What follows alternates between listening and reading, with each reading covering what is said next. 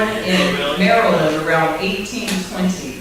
And as a young woman, she was kidnapped and brought here to Richmond and sold right around the corner from here at the intersection of Adams and Broad. She told her granddaughter, my aunt, who was our family historian, that when they put her into the boat, she didn't know where she was going, and she thought maybe they were taking her across the ocean to Africa. And she found herself in Richmond and sold into slavery.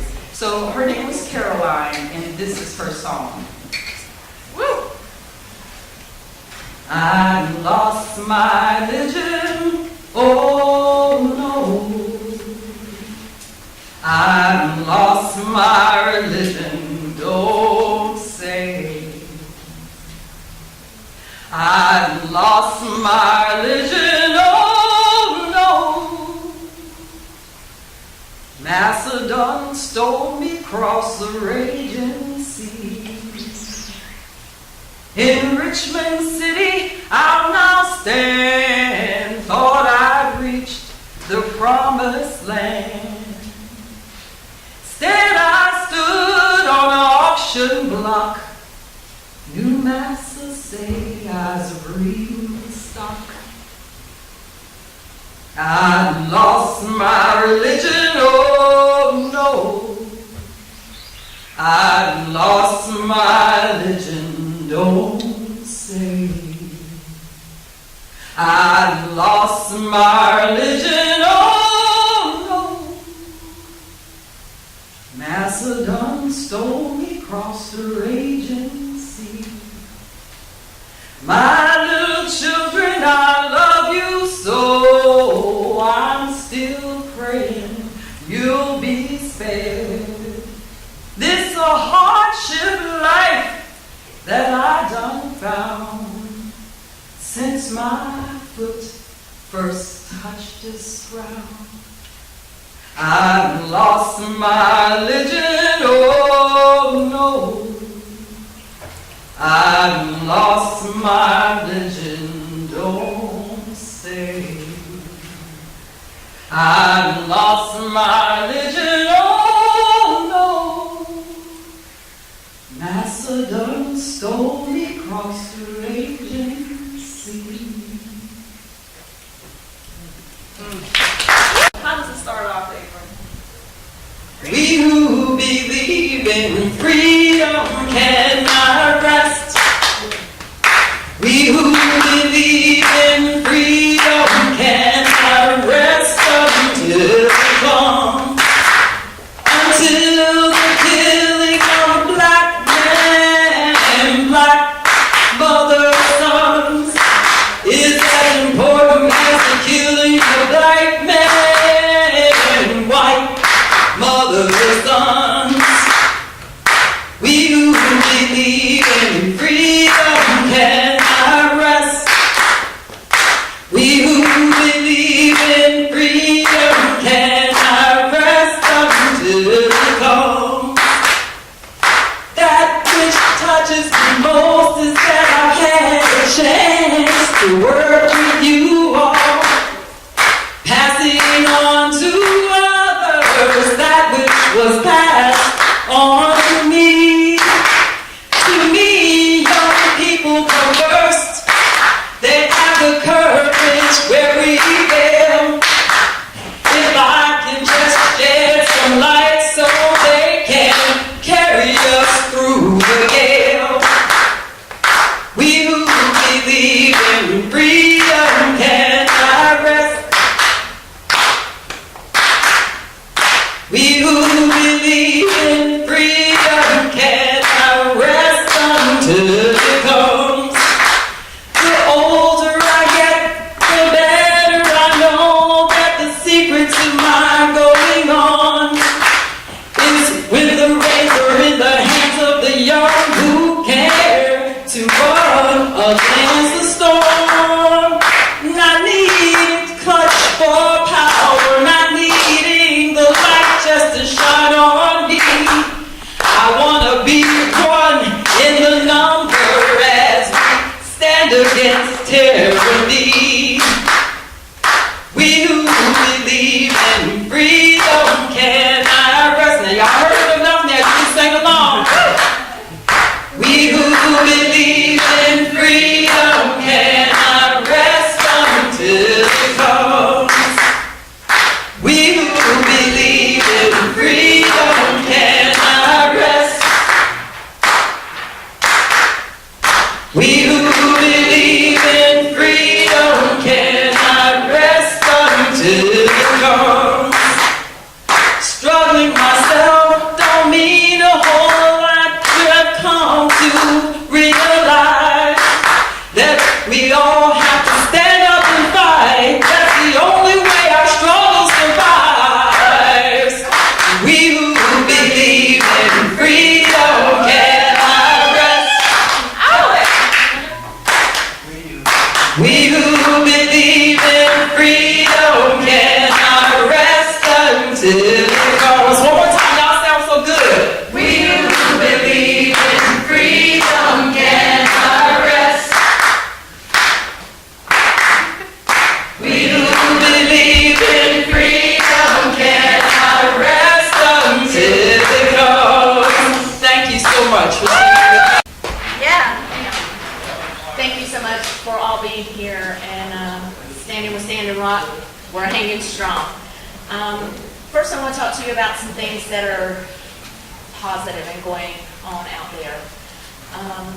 The first day I got there, I reached the main camp, which is the Chichikoan camp, about 10:30 at night. And I opened up my door, put my foot down, and there was a call for a medic and somebody to call 911, and I literally hit the ground running from the time I was there until the time I left.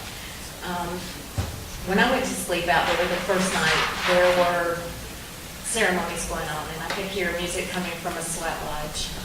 There were people talking and playing the hand drums around campfires. You could hear horses neighing, because believe it or not, there are a lot of horses out there. And I closed my eyes, being Native, knowing this is the way it used to be and it should be. It's very peaceful there. Everybody shares everything. If somebody needs a jacket, here, let me help you. If somebody needs a cigarette, here, have a cigarette. If they need water, here, let me help you. Food, nobody is going hungry. People are peaceful and prayerful, and there's 24-hour-a-day ceremony going on somewhere in that camp. Many prayers are going up, and it's beautiful, and people are just joining together from many Native tribes throughout America and across the continent. They have joined together in an unprecedented way in one voice with one purpose. And it's a beautiful thing, and it's a humbling thing to be there. I worked as a medic out there. I took the medical skills that I gained from being in EMS for many years, and that was my sole purpose for going out there, was to be medical support, and that's exactly what I did from the time I got there till the time I left. I was asked by some tribal council members to stay on throughout the winter. I did have to come back and take care of some business here in Virginia, but I do plan on going back out there. One of the biggest things is that there are a lot of people who want to support. There are a lot of people who are going out who are unprepared for how cold it is there. We finally got a wood stove in our medic tent. And about 4 days before I left, it was a little chilly before then, and I woke up one morning, and even with the wood stove going, I could see my breath, and I thought, oh, I'm way underprepared, so I need to prepare myself to go out there for the brutal 40-degree below weather. And know that there are many camps there. Even though we are all together, there is Sacred Stone Camp, there is the Rosebud Camp, there is the Chichikoan, there is the Red Warrior Camp, and then way up front where the original digging happened, about a half a mile from there, is what we call Frontline Camp. And the Red Warrior Medic tent that I was working in ended up helping with medical care for all those camps. So know that this is a very large area where people are at. And there are plans to move people over to the reservation side to where the original Sacred Stone camp is. But many people who have come are saying, we're not leaving. If we move, they're going to take this land back. We have gained something and we're not leaving. There are many people joining every day who are saying the same thing. So preparations are trying to be made, and many needs of heavy-duty sub-zero winter gear are needed. There are a lot of needs. There are places that you can find online that can tell you where to donate. I want to tell you about some bad things that are happening out there. I was there a little over 2 weeks. And when I got there, I did go out on some actions. There were no police. There were roadblocks set up with National Guard who were racial profiling. There were cars in front of me that were obviously white, and they were passed through with just a wave. And then they would get to me and they would stop. And they would ask, where are you going? Who are you? Can I search your car? And luckily, I'm an educated native, and I was like, no, you can't. And who I am is none of your business, and where I'm going is none of your business. And no, you can't search my car. As time has progressed, I have seen a buildup of police from all across the state of North Dakota. They are gathering. There are FBI, BIA, and many government officials who are gathering. They're becoming increasingly hostile to the Native people, especially if they go out on an action. And the action could be on a public dirt road in the middle of a field where people are praying, where they are coming in full riot gear with men, women, children, and elders there. They are drawing guns, they are chambering them. The full riot gear brings a level of fear to the people. They think they can scare us away. What they fail to realize is we've dealt with this for hundreds of years. We're not going anywhere. And you can keep arresting us. We have legal defense set up. We will get our people out of jail, and we will be right back at it tomorrow. I do have to tell one incident that was really telling. Being medical there, we take care of a lot of people. There's everything from broken bones to asthma attacks, pneumonia, and we had a possible stroke. So knowing our limitations of what we can help with and what we can't, we call 911. Instead of an ambulance showing up, there were 10 to 12 police, FBI, BIA agents showed up and tried to enter the camp. And I had to turn over care of my patient and go up front and just demand who's in charge and where is my ambulance? I have a possible stroke patient and you're wasting my time.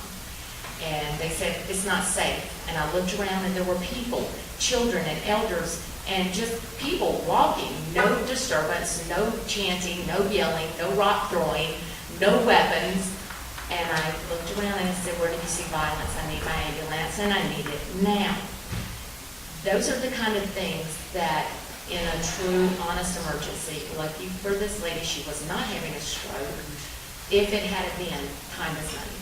It took 45 minutes, and instead of an ambulance, we get police. So those are the kind of things that are being escalated.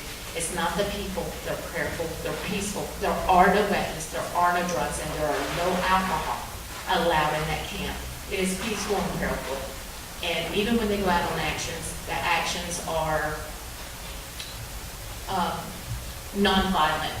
Direct actions are just peaceful prayer. Either way, when police show up in riot gear, there's a problem. I'm not much of one of writing a speech, but I did write something and I really like to read it to you, just because my thoughts were clearer and I wasn't quite so nervous with being in front of all these people. And this is what I've written. This is a fight between need and greed. The oil companies want more money, and we, the people, need clean drinking water. The indigenous people of the world have made a stand and are asking for you to join us. in an unprecedented show of support to fight greed of companies that have shown that they could care less about us as the human race. We are but a small part of this world, but you are legion. You are legion, and we need your help. We're asking that you please stand with us and show your support. Whether it be monetary donations, letters, or phone calls to the government, or participate in actions in your local community. Standing Rock is just one of the groups across the world who are fighting to take back our clean water, land, and air. Find one organization and join that group. Find one way that you can help. If you have money in a bank that is supporting this DAPL or any other pipeline, pull it out, but make sure they know why. The message from Standing Rock is what I'm going to give to you. Never give up. Never back down. And know that what we are doing today will affect our future generations. One day, you will have to face your children and your grandchildren, and you will have to say, I did everything or I did nothing. The choice is yours. Please take a stand. Please support us, and please put up your prayers for all the water, land, and air protectors across the world. Thank you. I live out here in Virginia, and this has now become my adopted home, but I have not forgotten the home that I come from. And one of the things that I want to appeal to you on is that respect for water. When I first moved to Virginia, let's face it, your James River was nothing to be that proud of. But through the advocacy and the hard and dedicated work of so many people, you made a difference here. And the difference can be made all around the world. So sometimes when people think it's not in my backyard, yes, it is in your backyard, because you have a river in your backyard, and your river is also constantly under threat. On a more personal note, I do have relatives who are in camp. And even though they encourage us always to come at things with a prayerful way, sometimes I admit I get angry and I get frustrated. And one of the things that bothers me, and this is something that I believe in, it's called genetic memory. And it's the memory that my people have of being slaughtered, of being rounded up, of having to run and hide. And when I'm at work and I get a text message from a family member saying, I don't know, should I go run and hide? I am struggling with whether to say go run and hide or stand up and keep fighting. And so I told her, stand up and keep fighting. Even in the face of obstacles that you thought were diminished hundreds of years ago. They are going on today. They are real. And they are not only happening with the members of my tribe, they are happening with indigenous peoples all over the world. And it's not just indigenous peoples. We have farmers all along the Missouri and Mississippi rivers who had their land stolen from them to transport more oil. But can we get fresh pipes in Flint, Michigan for their water? Apparently not. But what is making the change is voices of people like you that gives me so much heart when some days I am in fear and I am in terror. And then I look at faces like this and I realize I'm not alone in this fight. And my family and my friends and all our relations are not alone in this fight. So thank you. Thank you for everything that you are doing. And just remember that one voice on top of another voice, on top of another voice. The media may be ignoring us. Enbridge hears us loud and clear. Thank you.